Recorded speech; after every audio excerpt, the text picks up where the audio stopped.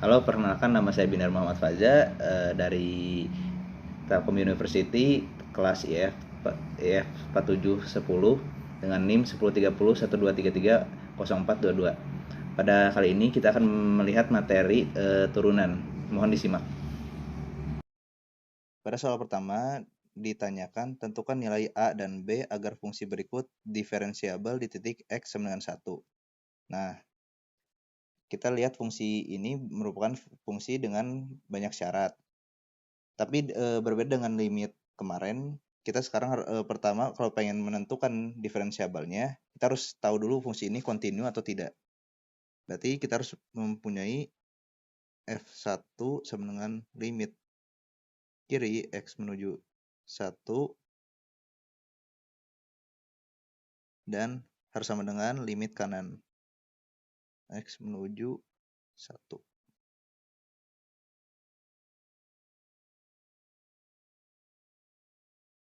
Kita coba masukkan, berarti f1-nya berarti kita menggunakan yang syarat yang atas, berarti A per 1 plus 1 sama dengan, ini karena limit kiri berarti kita pakai yang atas juga, A per 1 plus 1, dan yang kanan limit menuju kanan berarti kita pakai syarat yang kedua. Berarti hasilnya kita masukin 1, berarti x kuadrat jadi 1, min 1 tambah 1, 0, berarti kita hanya dapat B. Nah, kita akan mendapatkan berarti B sama dengan A plus 1.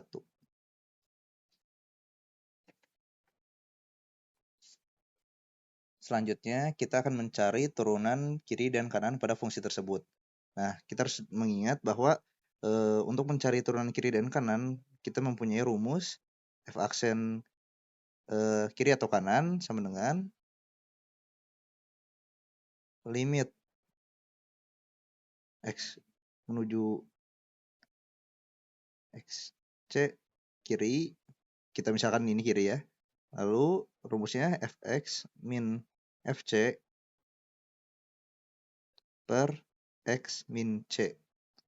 Nah, bila kita akan mencari turunan kirinya, berarti kita bisa menulis f aksen kiri dengan 1, karena kita diminta untuk diferensiabel di titik x dengan 1. Limit x menuju 1 kiri. Nah, kita menggunakan fx yang syarat pertama, karena kita mencari turunan kirinya. Berarti kita tulis a per x plus 1. Nah, untuk fc-nya kita juga menggunakan syarat yang pertama, karena 1 termasuk di syarat pertama. Berarti kita tulis a per 1. Kita x-nya ganti dengan 1. Ditambah 1 per x. X-nya biarkan saja, c-nya kita lihat dari dalam kurungnya. Kita dalam kurungnya itu berarti 1, berarti x min 1. Selanjutnya, limit kiri a per x plus 1. Ini kita kali masuk negatifnya, berarti jadi min a min 1 per x min 1. Karena kita mendapatkan plus 1 dan min 1, kita bisa langsung coret saja. Coret. Dan hasilnya a per x min a per x min 1. Kita kurangkan pembilangnya, sehingga kita mendapatkan a min ax per x min 1. Kita keluarkan min a, sehingga mendapatkan min 1 plus x per x min 1. Kita bisa tulis ini dengan min a x min 1 per x min 1. Kita coret, habis, sehingga sisa min a per x. Kita masukkan dengan 1 x-nya, berarti akan mendapatkan min a per 1, dan hasilnya min a. Kita simpan dulu a-nya. Nah, selanjutnya kita akan mencari turunan kanannya. Turunan kanannya berarti f aksen plus 1 limit kanan dari 1, x mendekati 1. Nah, rumusnya sama seperti untuk mencari turunan kiri. fx-nya kita ganti dengan syarat kedua.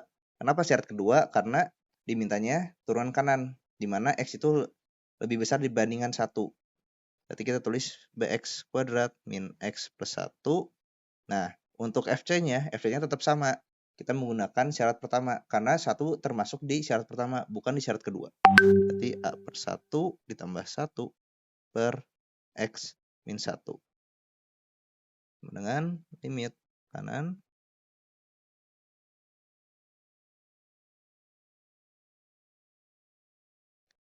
x bx kuadrat min x plus 1 dikurang a dikurang 1 per x min 1 sama dengan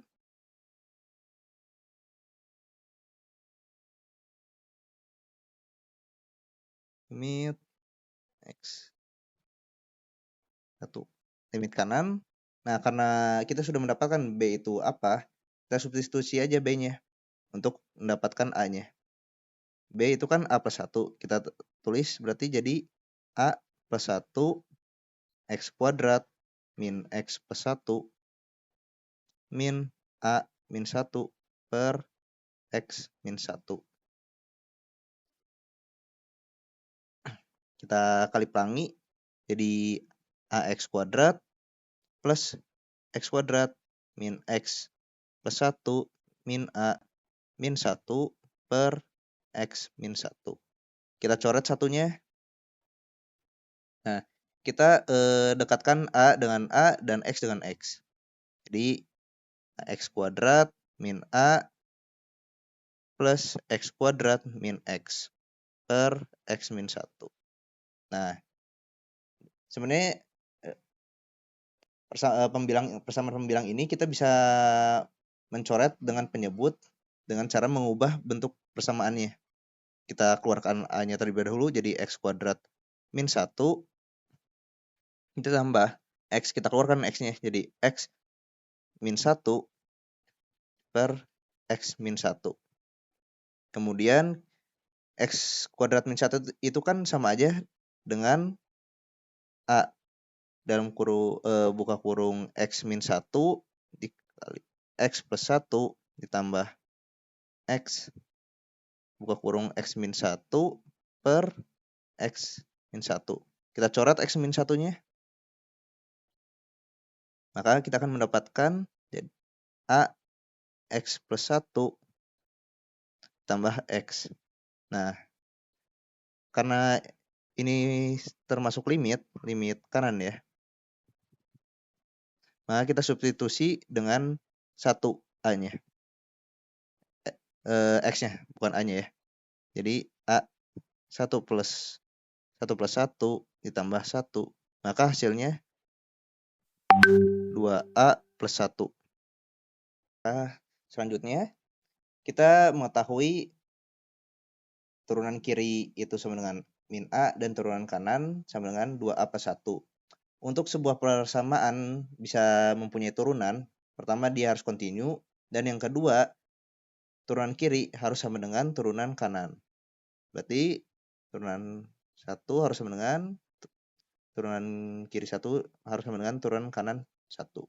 Berarti kita bisa tulis min a sama dengan 2a plus 1. Pindah ruas jadi 3a sama dengan min 1. K ditemukan a-nya min 1 per 3.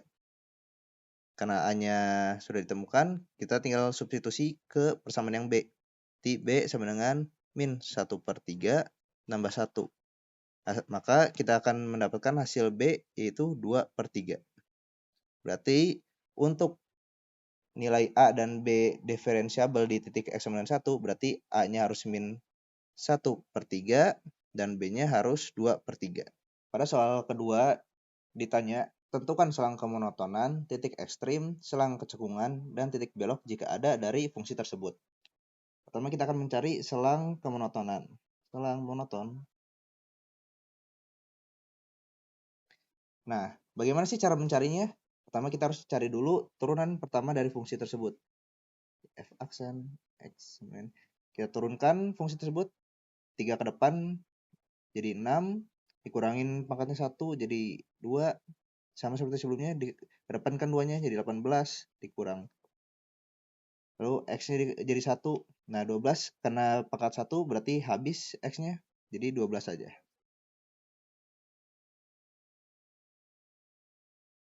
Karena semuanya terdapat 6, kita bisa membagi persamaan tersebut dengan 6.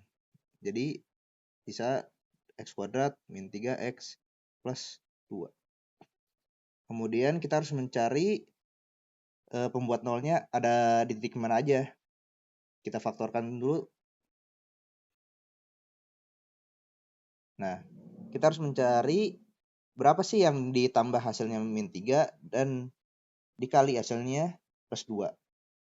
Sehingga kita bisa menemukan berarti X min 2 dikurang X min 1. Berarti X-nya sama dengan 2 atau X sama dengan 1. Setelah mendapatkan X-nya, kita membuat garis bilangan. Titik 2, titik 1. Nah, kita uji dulu garis bilangan tersebut. Bila kita mengambil di kanannya 2, misalnya 3, kita masukin ke persamaan yang ini. 3 dikurang 2, positif.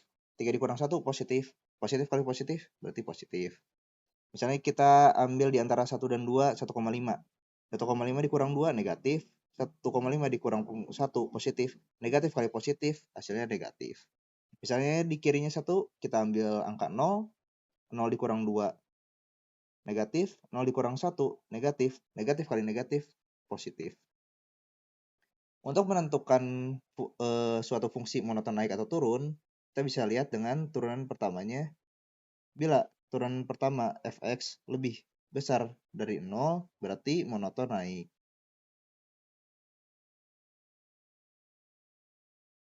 Dan bila fungsi turunan pertama lebih kecil dari 0, berarti monoton turun.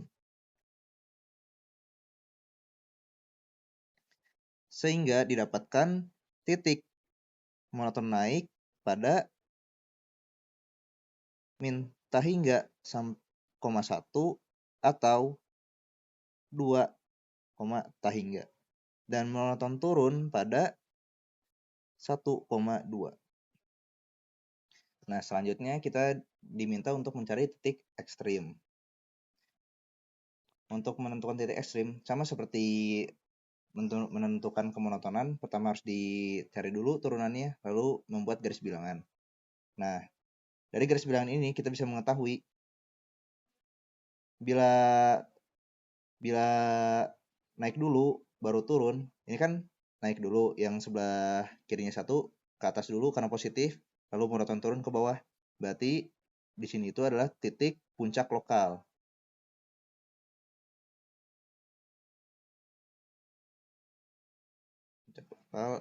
Atau titik ekstrim, titik maksimum lokal.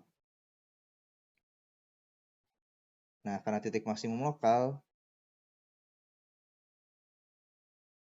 berarti kita uji bila di X sama dengan 1, kita masukkan ke persamaan, berarti 2 dikali 1 pangkat 3 min 9, 1 kuadrat tambah 12, 1, mendapatkan 2 min 9 plus 12. Hasilnya 7. Hasilnya 5.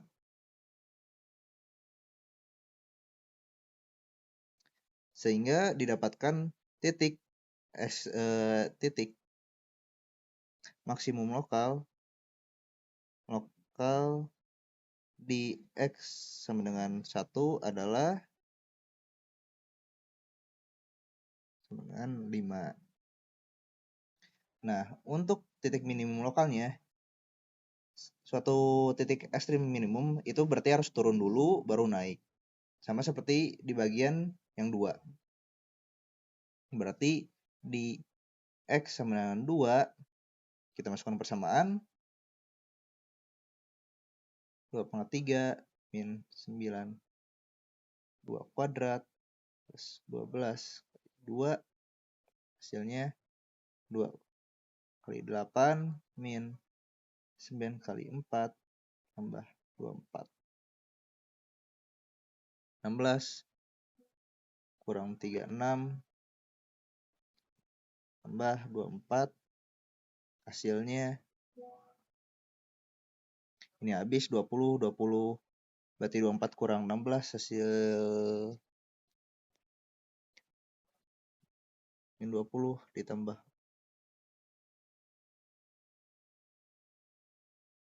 20 ditambah 24 berarti hasilnya 4. Berarti titik minimum lokalnya di X sama dengan 2 adalah 4. Nah, yang ketiga, soal itu meminta untuk menentukan selang kecekungannya.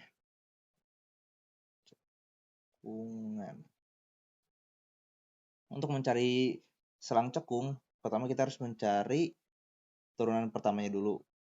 Tadi turunan pertamanya adalah 6x kuadrat min 8x plus 12. Nah, setelah mendapatkan turunan pertama, harus diturunkan lagi menjadi turunan kedua. Berarti kita mendapatkan 12x min 18. Itu kan pindah ruaskan 18-nya. Jadi 12x sama dengan 18. X sama dengan 18 per 12. Hasilnya 3/2. Membuat garis bilangan 3/2. Nah, bila kita ambil di bagian kanan 3/2, kita misalnya 2. Kita kali masukkan dengan persamaannya. Apakah positif atau negatif? 12 dikali 2, 24. 24 dikurang 18, hasilnya positif. Kita misalnya ambil 0. 12 kali 0, 0. Dikurang 18, negatif.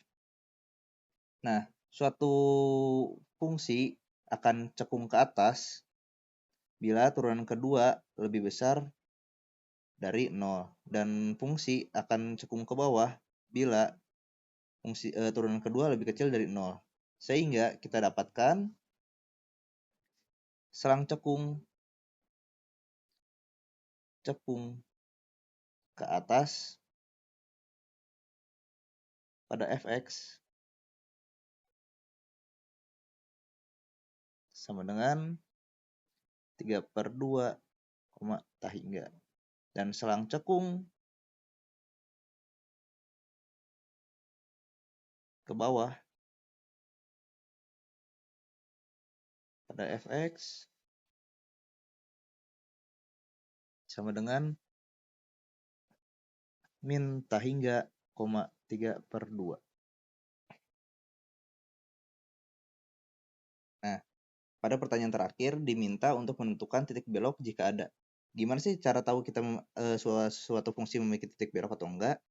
Lihat dari garis bilangan yang di atas, bila turunan keduanya, misalnya C, itu berbeda tanda, misalnya negatif, positif, atau positif, negatif, maka titik belok ada. Tapi bila garis bilangan tersebut memiliki tanda yang sama, misalnya positif-positif atau negatif-negatif, berarti titik belok itu tidak ada.